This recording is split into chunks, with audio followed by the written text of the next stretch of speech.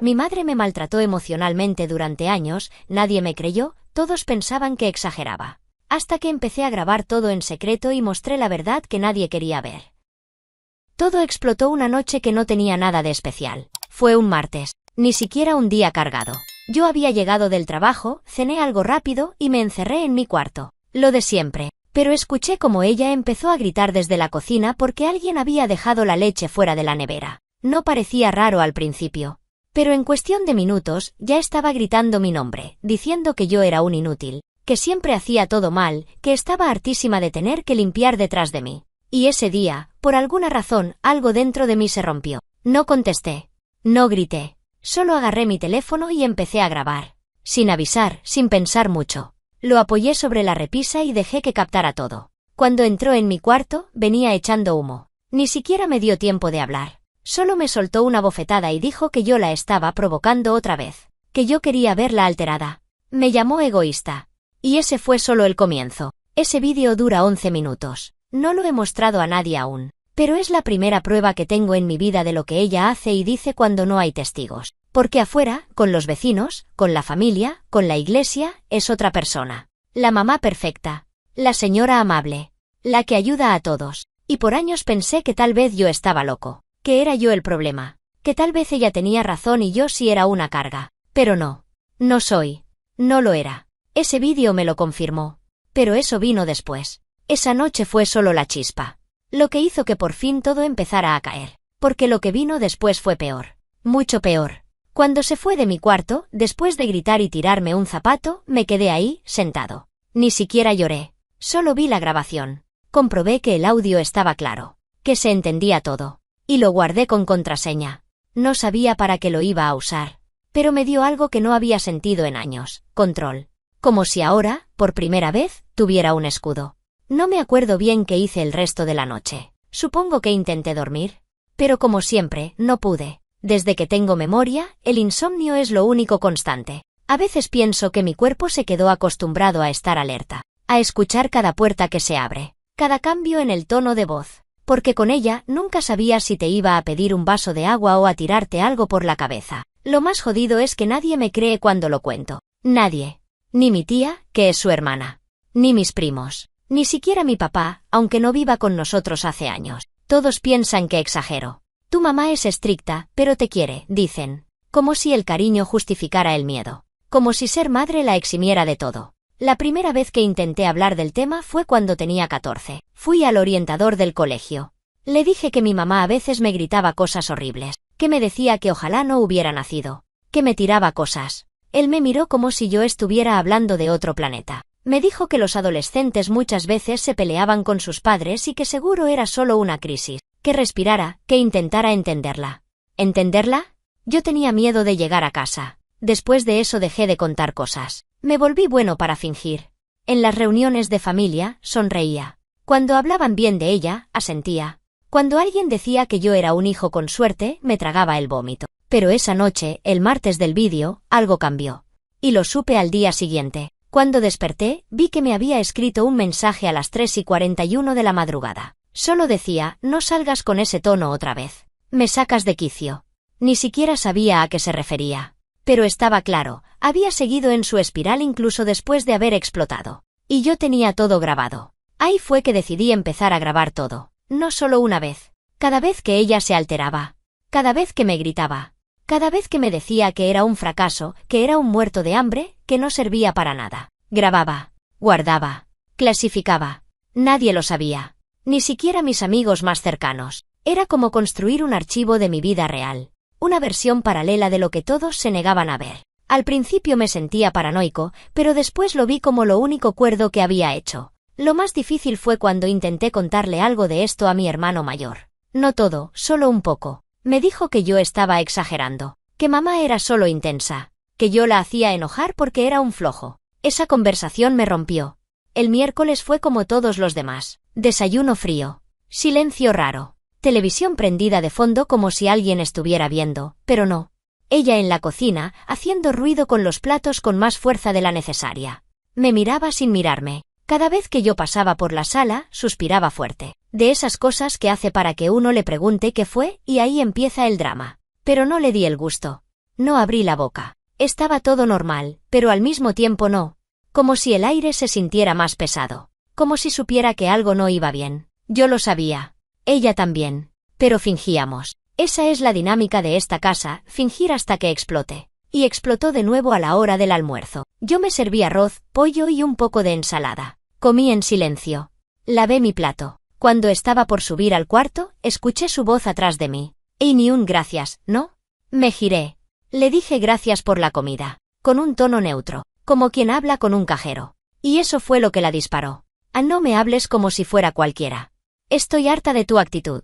No haces nada. No ayudas. Vives aquí de gratis y te crees con derecho a mirar por encima del hombro. Y otra vez. La misma cantaleta. La misma rutina de gritar, reclamar cosas que no pasaron, inventar errores, recordar cosas de hace años como si fueran de ayer. Empecé a grabar con el celular en el bolsillo. No se notaba. Yo solo asentía, cada tanto, tratando de no encender más la mecha. Pero ese día, dijo algo distinto. Si sigues con esa cara, juro que te saco de esta casa. Vas a ver lo que es vivir en la calle, muerto de hambre. Nunca me había amenazado así tan directo. Siempre había sido más pasivo-agresiva. Más del tipo algún día me voy a ir y vas a ver lo que es estar solo. Pero eso de echarme fue nuevo. Y por un segundo lo creí. Me vi afuera, con mis cosas en bolsas, sin saber a quién llamar. Porque no tengo a quién. No tengo otro lugar. Ella lo sabe. Por eso lo dice. Porque me tiene acorralado. Esa tarde me encerré en mi cuarto. Escuché el audio completo. Casi 16 minutos. En un momento, se escucha cómo golpea la mesa. En otro, cómo me llama basura. Lo guardé en la carpeta. Le puse nombre, miércoles amenaza. Ahí fue cuando decidí empezar a escribir todo también. No solo grabar. Escribir. Día por día. Hora. Lugar. ¿Qué dijo? ¿Cómo reaccioné? Como si estuviera armando un expediente. Ese miércoles por la noche me mandó un mensaje desde su cuarto. Ni siquiera bajó a decirlo en persona. Decía, si no vas a cambiar esa actitud, mejor vete buscando dónde vivir. Le respondí, ok. Nada más. No dije que sí ni que no. Solo ok. No bajó más. No me habló en toda la noche. Pero se escuchaba su tele en volumen alto. Siempre pone novelas viejas. A veces, se ríe sola. O habla sola. Como si viviera en otra dimensión. Pero yo ya aprendí a no preguntar. El jueves pasó sin hablarme. Silencio total. Solo me miraba cuando yo entraba o salía. El único momento en que abrió la boca fue cuando llamó a alguien por teléfono. Yo desde mi cuarto escuché todo. Le decía a quien sea que estuviera del otro lado que no sabía qué hacer conmigo, que yo estaba agresivo, que ya la tenía cansada con mis faltas de respeto, que me tenía miedo. Miedo. Dijo eso. Grabé desde la pared. El audio se escucha bajito, pero entendible. Es la primera vez que miente así tan descaradamente. No pensé que fuera capaz. A la noche, por primera vez, empecé a considerar irme. De verdad. Sin drama. Sin pelear. Solo desaparecer. Pero no tengo plata. No tengo red. No tengo nada. Y me dio miedo. Mucho miedo. Porque si me voy, ¿dónde duermo? ¿Quién me cree? ¿Quién me ayuda? Y sin querer, ese pensamiento me llevó al pasado. Al primer recuerdo que tengo de ella gritándome. Yo tenía 8 años. Había roto un vaso. No lo hice a propósito. Pero me gritó como si hubiera matado a alguien. Me encerró en el cuarto sin cenar. Dijo que si no me enseñaba así, iba a salir un delincuente. Después, fue igual. Cada error era una oportunidad para que descargue su veneno. Nunca golpes graves, pero empujones, jalones, sí. Y las palabras, esas sí dolían más que cualquier cachetada. Nunca tuve un cumpleaños sin drama. Nunca traje amigos a casa. Nunca fui normal. Y lo peor, por mucho tiempo pensé que todas las madres eran así. Que era lo común. Que yo era el que tenía que aguantar. Ahora sé que no. Pero saberlo no hace que sea más fácil. El viernes a la mañana me levanté con un solo objetivo, buscar ayuda. No sé dónde, no sé cómo, pero algo tenía que hacer. Y esa fue la mañana en que encontré algo que cambiaría todo. Esa mañana me desperté antes que ella, cosa rara. Normalmente ella ya está en la cocina para cuando yo salgo del cuarto, pero ese viernes seguía todo en silencio. Eran como las 7:15. Me senté en la cama, abrí el celular y empecé a buscar. Así, sin saber exactamente qué. Puse qué hacer si mi mamá me grita todos los días, en Google. Luego abuso emocional en casa. Me aparecieron 1000 cosas, artículos, vídeos, foros. Pero uno me atrapó. Un hilo en Reddit, justamente. Uno como este. Un chico contando que su mamá lo manipulaba, lo hacía sentir culpable, lo aislaba de todos. Y la forma en que lo contaba era como si estuviera escribiendo sobre mi vida. Leí cada palabra. Comentarios, actualizaciones, todo. Me sentí menos solo. Por primera vez pensé, no soy el único. Ese hilo fue lo que me hizo decidir que sí, tenía que hablar. Con alguien real. Pedir ayuda. Entonces me metí en el sitio del gobierno local. Busqué servicios sociales, apoyo psicológico, algo. Había un número de asistencia gratuita para víctimas de abuso doméstico. Marcado como anónimo, confidencial, sin importar el tipo de relación con el agresor. Eso me hizo clic. Porque siempre pensé que esas líneas eran solo para violencia de pareja, para mujeres. Pero no. Decía claro, también para hijos o hijas en situación de abuso familiar. Anoté el número. Pero no llamé. Me temblaban las manos. No sabía qué decir. No sabía si valía la pena. Si me iban a creer. Apagué la pantalla. Ella se levantó tipo 8. La escuché en el baño. Luego bajó. Puso café. Empezó con su rutina. Yo bajé una hora después, intentando actuar normal. Y ahí fue que pasó algo raro. Me saludó. Me dijo buenos días. Como si nada. Como si la última semana no hubiera existido. Y me preguntó si quería desayuno. Casi me río. Le dije que ya había comido. Me respondió. Está bien. Hoy tengo que salir un rato, pero vuelvo para el almuerzo. Así. Simple. Y se fue. Yo me quedé en la casa, sentado, en silencio, con ese nudo en la garganta. Esa es otra parte del abuso que nadie te explica. No es solo el grito, el golpe, el insulto. Es la calma falsa. La amabilidad repentina. El intento de borrar el historial con una sonrisa.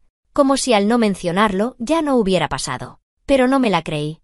No esta vez. Aproveché su ausencia para revisar los archivos que había estado guardando. Ya tenía 7 audios, todos de entre 8 y 20 minutos. Cada uno más claro que el anterior. Gritos, insultos, amenazas. En algunos, se escucha como lloro. En otros, mi silencio. Me odié un poco por eso. Por no haber reaccionado nunca. Por haberme callado tanto. Después agarré una libreta vieja y empecé a escribir. Todo. Día por día. Recuerdo por recuerdo. Las veces que me encerró. Las veces que me llamó error. Las veces que me acusó de cosas que no hice. Me pasé 3 horas escribiendo. No como ahora, con orden. No. Era una lista desordenada, fea, cruda. Pero real. Más real que todo lo que ella dice en público. Cuando volvió, ya había terminado. Me escondí la libreta bajo el colchón y dejé los audios en la nube. Por si acaso. No podía perder eso. El almuerzo fue igual de raro. Ella hablaba como si nada. Me preguntaba por el trabajo. Me contaba cosas de la vecina. Hacía chistes. Me ofrecía más arroz. Yo respondía en monosílabos. Tenía ganas de pararme y gritarle que se callara. Que no podía actuar como si no hubiera pasado nada. Pero no lo hice, porque ahí fue que me di cuenta de algo. Ella no tiene remordimiento. Ella no está arrepentida. Ella no quiere cambiar. Ella juega, manipula, controla. Siempre ha sido así. Después del almuerzo me fui a caminar un rato. No muy lejos, solo para despejarme. Y fue en esa caminata cuando tomé la decisión. Llamar. Al número. Al fin. Me costó.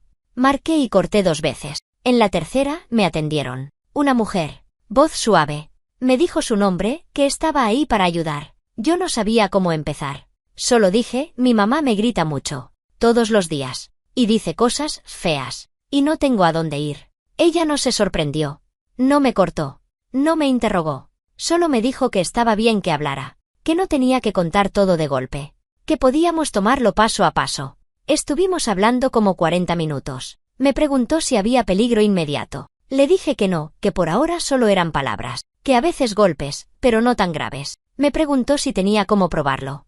Le dije que sí, que había grabaciones. Me pidió que las guardara con cuidado. Me dijo que, si algún día me sentía en peligro, no dudara en llamar a emergencias, sin vergüenza. Me ofreció conectarme con un centro local de apoyo juvenil. Le dije que sí. Cuando colgué, no me sentí aliviado. No aún. Me sentí raro. Como si algo nuevo estuviera empezando. Todavía con miedo, pero distinto. Esa noche dormí un poco mejor. No mucho. Pero mejor que otras veces. El sábado todo volvió a su forma habitual. Me desperté con gritos. Pero esta vez, algo cambió. No me sentí pequeño. No me sentí sin salida. Porque ahora tenía a alguien. A una voz. A una posibilidad. Y eso fue el inicio de todo lo que vino después. El sábado empezó feo. Feo como los peores días. Como cuando todo arde por dentro y ni siquiera sabes por qué. Me despertó a los gritos porque había dejado una toalla mojada en el baño. Según ella, eso es una falta de respeto gigante, una cerdez total y un acto de provocación directa. Me levanté con la boca seca, todavía medio dormido, y sin decir una palabra me fui directo al baño. La toalla ni siquiera estaba tan mojada, y la había dejado colgada. Pero da igual. Con ella no importa el hecho, importa que haya algo que pueda usar para humillar. Cuando volví al cuarto, me seguía gritando desde la cocina. Ya ni me molestaba en contestar. Me acosté de nuevo. Agarré el celular y grabé todo. 11 minutos. Insultos, descalificaciones, amenazas vacías. Nada nuevo. Ya era el pan de cada día. Más tarde, tipo 10, escuché que hablaba por teléfono. Otra vez la misma historia de siempre, que está cansada, que hace todo sola, que yo no coopero en nada. No sabe cómo criarme ya. Como si todavía fuera un nene. Como si fuera su responsabilidad enseñarme a vivir. Tengo 24 años. Trabajo. Me pago mis cosas. Pero como sigo bajo su techo, tiene carta blanca, aparentemente. Decidí no almorzar ahí. Me fui sin avisar. Caminé hasta un parque no muy lejos y me senté en un banco. Pensé mucho en lo que había dicho la mujer del teléfono el día anterior. Que no hacía falta que hiciera todo de golpe. Que podía ir de a poco. Pero también me dejó claro algo. Si tenía pruebas, si estaba documentando, estaba haciendo lo correcto. Que no era normal. Que no estaba exagerando. Que no era débil por sentirme agotado. Que era abuso. Que tenía derecho a ponerle un freno. No me lo creí del todo al principio. Porque cuando vivís en eso desde chico, se vuelve costumbre. Aprendés a justificar. A minimizar. A fingir. Pero esa llamada me hizo pensar cosas que nunca me había permitido pensar, ¿y si realmente merezco algo mejor?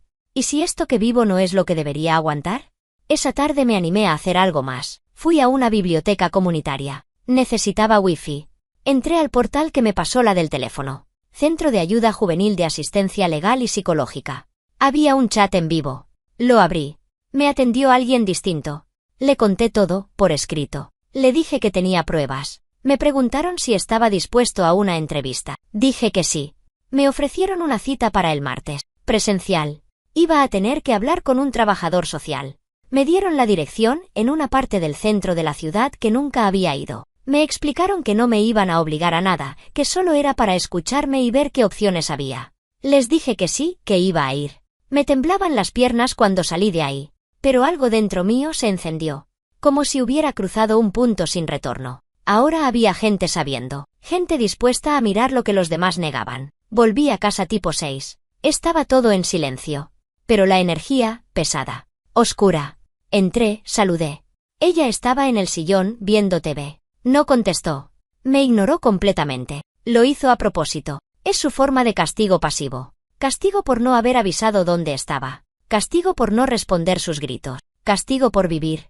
Subí, me encerré y me puse a preparar todo. Archivé los audios. Armé carpetas. Le puse nombre a cada uno con fecha y resumen del contenido. Revisé los archivos de texto donde había anotado todo. Imprimí algunas cosas que podrían servir. Todo en una carpeta física. El domingo fue más de lo mismo. Frío. Cortante. Ni una palabra durante el desayuno. Ni una pregunta. Pero sé que algo notó.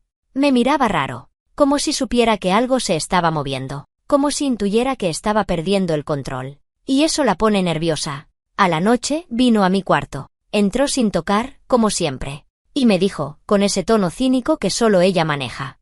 ¿Estás bien? Hace días que estás muy calladito. Le dije que sí. Que estaba bien. ¿Seguro? E insistió. ¿Por qué si estás haciendo alguna estupidez, después no vengas llorando, eh? No contesté. Solo la miré. Y por dentro, algo me dijo que tenía que resistir. Que no me podía quebrar justo ahora. Ella me miró fijo un rato. Y se fue. El lunes fue tenso. Mucho. Pero no pasó nada puntual. Solo ese aire enrarecido, como cuando viene una tormenta. Ella cocinaba, limpiaba, hablaba por teléfono como si todo estuviera normal. Pero no estaba normal. Yo ya no era el mismo. Y cuando me fui a dormir esa noche, no tenía miedo. Tenía ansiedad. Esa mezcla rara de miedo y esperanza. Porque al día siguiente iba a hablar, por primera vez, con alguien cara a cara. Con alguien que me iba a escuchar de verdad. Tenía miedo de arrepentirme. De salir corriendo antes de entrar. De que me dijeran que estaba exagerando. De que no me creyeran. Pero más miedo tenía de seguir igual. El martes amanecí con el estómago revuelto. No comí nada. Ni pan, ni café, nada. Me duché rápido, me vestí con lo primero que encontré y metí la carpeta en la mochila. Estaba lloviznando, pero salí igual, caminando hasta la estación. No me quería arriesgar a que ella me ofreciera llevarme a ningún lado ni preguntar a dónde iba. Mejor ni verla. El trayecto se sintió eterno. Me bajé unas cuadras antes para poder caminar el resto. Me temblaban los dedos. Pensé 1000 veces en no ir. En volver a casa. En borrar todo. En hacer como si nada. Pero había llegado demasiado lejos. No podía volver atrás. El lugar era chiquito. Una casa vieja adaptada como centro de ayuda. Afuera tenía un cartel que decía Youth Outreach Program. Toqué el timbre. Me abrió una mujer, joven, pelo atado, cara amable. Me preguntó si yo era el que tenía la cita. Asentí. Me hizo pasar. Adentro había olor a café, muebles usados, carteles con frases de aliento pegadas en las paredes. Todo se sentía ajeno. Extraño. Como otro mundo. Me sentaron en una salita con un vaso de agua. Me pidieron que esperara. Después de 5 minutos apareció un tipo. Alto, de barba, tranquilo. Me dijo su nombre. Me dio la mano. Me dijo que si en algún momento quería frenar la conversación, lo podía hacer. Que no tenía que decir nada que no quisiera. Le dije que estaba bien. Que quería hablar. No sé bien cómo lo hice. No preparé nada. Solo empecé. Le conté cómo eran las cosas en mi casa. Las amenazas, las humillaciones, los insultos diarios, las veces que me dijo que ojalá no hubiera nacido. Como todo eso fue pasando durante años sin que nadie lo notara. Como mis amigos pensaban que tenía una mamá normal. Como mis familiares la defendían. Le conté de los audios, de los apuntes. Le mostré la carpeta. Él no me interrumpió. No me miró raro. No tomó nota como si estuviera anotando síntomas. Solo me escuchó. ¿De verdad? Me escuchó como si entendiera. Cuando terminé, me miró y me dijo: no estás exagerando. Esto que estás viviendo es real. Es abuso emocional. Y tenés todo el derecho a pedir ayuda. No lloré. Ni me quebré. Pero sentí algo. Como si me hubieran sacado una piedra del pecho. No alivio. No todavía. Pero sí una validación. Como si por fin alguien confirmara lo que yo ya sabía, pero nadie más se animaba a decir. Me explicó que podían ayudarme a encontrar opciones. Que si yo quería, podían iniciar un proceso para ver si era posible salir de esa casa. Buscar algún programa de vivienda temporal, tal vez incluso una asesoría legal si las amenazas se volvían más graves. Me dijo que no iba a ser rápido ni fácil, pero que existía un camino. Y que no tenía que hacerlo solo. Me fui con varios papeles, algunos contactos y una nueva cita para la semana siguiente. Me ofrecieron empezar terapia también. Dije que sí. No sabía cómo iba a pagar, pero me dijeron que el programa tenía formas de cubrir eso. Me pareció mentira. Demasiado bueno para ser cierto. Volví a casa pasadas las 3 de la tarde. No estaba ella. Supuse que había salido. Aproveché para subir al cuarto, guardar todo con más seguridad. Cambié la clave de la nube. Organicé los documentos que me habían dado. A las 6 volvió. Entró sin saludar. Tiró las llaves sobre la mesa y fue directo al sillón. Encendió la TV. Silencio. Tenso. Pero no me dijo nada. No me preguntó dónde había estado. No hubo confrontación. Y eso fue peor. Porque eso solo pasa cuando está preparando algo. Cuando está acumulando. Cuando se guarda el veneno para después. Esa noche, durante la cena, me miró. Fijo. Como si quisiera decir algo. Pero no lo hizo. Solo masticaba lento, con los ojos clavados en mí. Como si supiera algo. Y fue ahí donde me entró el cagazo. ¿Y si se dio cuenta de algo? ¿Y si revisó mis cosas mientras no estaba? ¿Y si escuchó algún audio? ¿Y si interceptó algo? ¿Y si tiene alguna forma de destruirlo todo? No dormí nada esa noche. Me la pasé despierto, pensando qué pasaría si ella se enteraba. Si se enojaba. Si reaccionaba mal. Si me hacía una escena peor que las anteriores. O si me echaba de verdad. No pasó nada el miércoles. Ni el jueves. Ni el viernes. Todo igual. Todo en silencio. Pero eso era justamente lo más inquietante. Cuando no hay gritos, es porque está preparando el golpe. El sábado arrancó raro desde temprano. Ella se levantó antes que yo, raro, porque usualmente soy el primero en despertar, y estaba en la cocina, moviéndose de un lado al otro, cocinando más de lo normal. Hizo panqueques, huevos, café, puso la mesa como si esperara una visita. Hasta puso flores. Pensé que iba a venir alguien. Pero no. Era para mí. Me llamó con voz amable, de esas que solo usa cuando quiere manipular fuerte. Me dijo: «Vení a desayunar, hoy hice algo rico». Bajé con una desconfianza que no podía disimular. Me senté. Comí. No dije nada. Ella tampoco. pero su sonrisa forzada me estaba incomodando más que cualquier insulto. Cuando terminó de servir el café, se sentó frente a mí, y sin rodeos, tiró la bomba. ¿Con quién estuviste hablando? No la miré. Le pregunté. ¿Por qué? Porque no sos tan buen actor. Algo estás haciendo. Y yo quiero saber qué es. Seguí en silencio. Ella bajó el tono, como si se hiciera la calmada. Mira que si te estás metiendo en cosas raras, en esas estupideces de denunciar o grabar cosas, vas a salir perdiendo. Ahí sí la miré. Fijo. Le pregunté. ¿Qué dijiste? Y lo dijo claro, sin pestañear. Que si querés hacerte la víctima, te puedo sacar de esta casa en 2 segundos. Y ahí quiero ver quién te recoge. A ver si alguien cree tu versión. Porque conmigo no vas a ganar. Eso fue todo. No gritó. No me golpeó. No rompió nada. Pero fue peor. Porque ahí entendí que sí, se había dado cuenta. No sabía cómo. Tal vez escuchó algo, tal vez me revisó algo. No sé. Pero sabía. Y ya no estaba actuando como una madre violenta y caótica. Estaba jugando ajedrez. Y ya tenía su jugada pensada. Me paré sin decir nada y subí al cuarto. Cerré la puerta. Me temblaban las manos. Me largué a llorar como un pibe. No por miedo. Por impotencia. Porque por más que grabé, por más que documenté, por más que hablé con alguien, ella seguía teniendo el poder. Ella podía mentir, podía inventar, podía joderme la vida en un segundo. Y todo el mundo le iba a creer. Porque es buena con todos. Porque es la señora amable del barrio. Porque yo soy el raro, el callado, el antisocial. Me sentí un tarado. Como si todo lo que había hecho no sirviera de nada. Pensé en borrar todo. En cerrar la carpeta. En cancelar la próxima cita. En dejar de buscar ayuda. Pero algo me frenó. Una imagen. La de mí mismo, de pibe, encerrado en el cuarto, tapándome los oídos para no escucharla gritarme que era un inútil. Esa imagen me partió. Y decidí que no podía dejarlo así.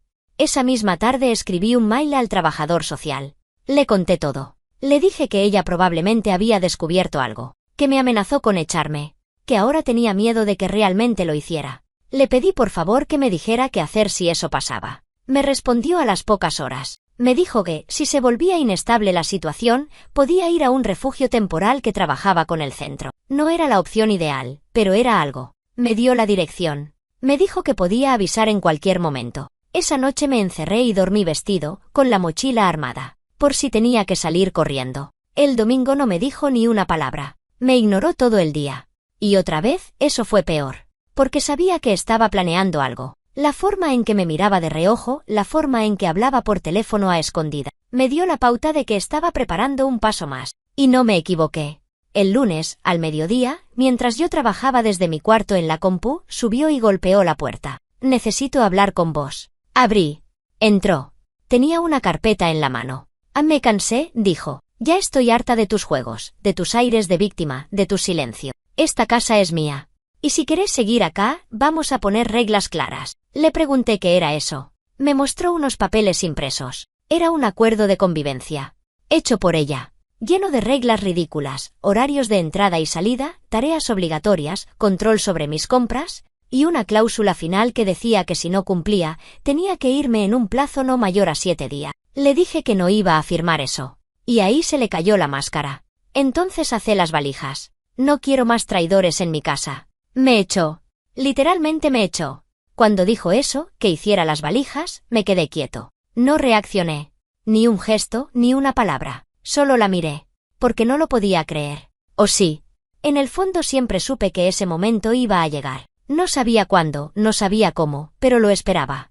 Porque ella no sabe vivir sin control. Y yo, al dejar de obedecer, al empezar a moverme por mi cuenta, rompí su sistema. No dije nada. Me metí al cuarto, cerré la puerta y me senté en el borde de la cama. Todo me temblaba. Las piernas, los brazos, la boca. No lloré.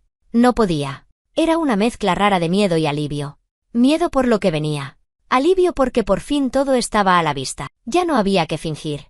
Me quedé ahí 1 hora, 2, no sé. No toqué la compu, no miré el celular. Solo pensé. Y cuando por fin reaccioné, agarré la mochila que ya tenía medio armada desde la semana anterior, metí la ropa que faltaba, cargadores, documentos, la carpeta con los audios y salí. Ella estaba en la cocina. Me vio con la mochila al hombro. Sonrió. Ah, mira vos. Al final tenías a dónde ir. Siempre tan dramático. No respondí. Salí por la puerta sin mirar atrás. Ni siquiera sabía a dónde iba exactamente. Solo caminé hasta la avenida y me senté en una plaza. Llamé al trabajador social. Le conté que me había echado, que ya no estaba en la casa. Me preguntó dónde estaba. Le dije. Me pidió que esperara ahí. Media hora después, una mujer en auto se estacionó frente a la plaza. Bajó, dijo mi nombre. Subí. No hablamos mucho. Solo me preguntó si necesitaba algo urgente. Le dije que no, que estaba bien por ahora. Me llevó al refugio del que me habían hablado. No era lo ideal, pero no era la calle. Eso ya era bastante. El lugar era simple. Habitaciones compartidas, comedor comunitario, reglas básicas. Había chicos más jóvenes, otros más grandes, algunos con historias parecidas. No hablé con nadie al principio. Me acosté, cerré los ojos, y dormí por primera vez en mucho tiempo sin miedo a escuchar la puerta abrirse de golpe en medio de la noche. Al día siguiente, fui a la oficina del centro. Me reuní con el trabajador social. Me ayudó a presentar un informe formal, legal, con pruebas, con testimonios. Me explicó que si quería, podíamos iniciar un proceso para declarar mi situación como abuso doméstico prolongado. Eso me permitiría acceder a asistencia más estable, tal vez una beca para alojamiento, incluso ayuda psicológica más frecuente. Acepté. Ya no quería volver atrás. Ya no era el pibe que aguantaba en silencio. Ya no más. Pasaron los días. Me adapté al refugio. Hacía frío. La comida era básica. La cama incómoda. Pero nadie me gritaba. Nadie me decía que era una mierda. Nadie me culpaba por existir. Eso ya era un cambio. Una semana después, me llegó un mensaje de un número desconocido. Era ella. Decía, me hiciste quedar como una loca. Todos están preguntando, ¿estás contento ahora? No respondí. 2 horas más tarde, otro mensaje. No sabes lo que estás haciendo. Vas a arruinar tu vida. Tampoco respondí. Más tarde. Volvé. Hablamos. Arreglamos todo. Me dieron ganas de reír. Porque esa es la rutina. Golpe. Silencio. Llamado. Perdón. Vuelta. Y de nuevo. Pero esta vez no.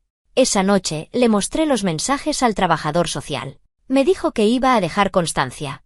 Que si ella seguía, podía iniciar una orden de alejamiento. Nunca pensé que un día iba a estar en ese lugar, hablando de ese tipo de cosas. Pero tampoco pensé que un día iba a escapar. Y acá estoy. Pasó una semana. Después 2. El centro me consiguió una entrevista para un programa de independencia juvenil. Viviendas temporales con subsidio mientras trabajas o estudias. Me aceptaron. Me asignaron un cuarto en un complejo compartido, con otras personas en situación parecida. Me mudé con lo poco que tenía. Mi ropa, mis documentos, mis audios, y una mochila llena de cosas que todavía no entiendo bien cómo procesar. Y cuando por fin me senté solo, en mi cuarto nuevo, con llave, sin miedo, me puse a escuchar los audios otra vez, uno por uno. Y no lloré. Ni me puse triste. Solo me di cuenta de algo. Ya no soy ese pibe que grababa con miedo. Ahora tengo nombre. Y tengo historia. Y lo que más tengo, es algo que ella nunca quiso que tuviera. Testigos. Me costó una vida llegar hasta ese cuarto. No era grande, ni lindo. Las paredes tenían marcas de humedad y el colchón era fino. Pero tenía llave. Tenía silencio. Tenía mi nombre en la puerta. Nadie entraba sin permiso. Nadie gritaba al otro lado de la puerta esperando que me quebrara. Por primera vez en 24 años, el espacio donde dormía me pertenecía. Era mío. Las primeras noches no dormí mucho. No por miedo. Ya no.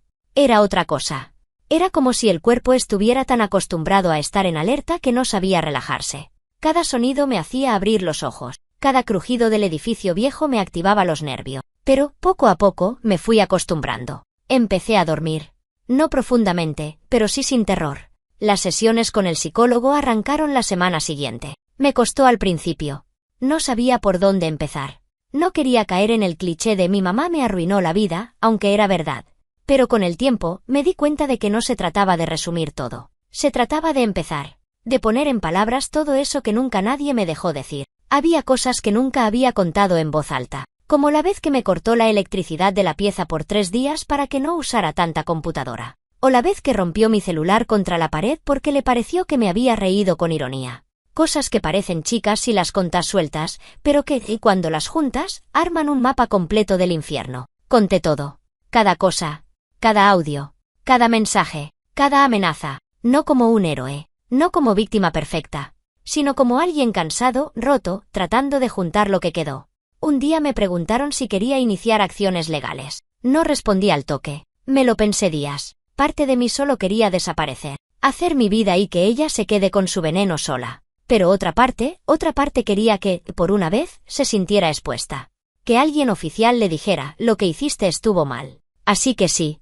Iniciamos el proceso. No una demanda penal, pero sí una presentación ante los servicios sociales. Un informe formal de abuso emocional prolongado. Para que conste. Para que si algún día intenta buscarme, contactar, inventar cosas, haya algo escrito. Algo real. Y cuando la notificaron, lo supe. Porque me volvió a escribir. Ya veo que no te alcanza con destruir a tu propia madre. ¿Querés que todos me odien? Y ese fue el último mensaje que recibí. No respondí. Lo guardé. Como todos los demás. Como evidencia. Como parte de mi historia. Pasaron los meses. Conseguí trabajo en una oficina pequeña, de asistente administrativo. Empecé a estudiar diseño gráfico online. Conocí a gente nueva. Algunos del centro, otros del trabajo. Nada profundo todavía. Me cuesta confiar. Me cuesta abrirme. Pero estoy en eso. Una tarde, revisando carpetas, encontré el primer audio. Ese del martes. El del inicio de todo. Lo escuché entero. Fue duro. Me tembló la mandíbula. Se me cerró el pecho. Pero lo escuché completo. Porque era importante. Porque necesitaba acordarme de cómo se sentía eso. No para revivirlo. Sino para no olvidarlo. Para que, si alguna vez pienso que tal vez exageré, que tal vez ella no era tan mala, tenga ese recordatorio grabado. La gente a veces me pregunta por mi familia. Si tengo mamá, si hablo con ella. Yo digo que no. Que hace tiempo que no la veo. Y con eso basta. Nadie necesita más detalles. Algunos preguntan más, pero la mayoría entiende que no quiero hablar. Y no la odio. No me interesa odiarla. Me interesa no volver. No permitirle más espacio. No dejar que tenga voz en mi vida otra vez. Eso es todo. Eso es lo que busqué todo este tiempo. Silencio. Y ahora lo tengo. Hace poco me compré un celular nuevo. Tiré el viejo. Borré los audios, después de subir una copia a una carpeta segura. No los necesito todo el tiempo. Solo si alguna vez alguien duda. Pero yo ya no dudo. Ya no necesito pruebas para creerme. Ya sé lo que viví.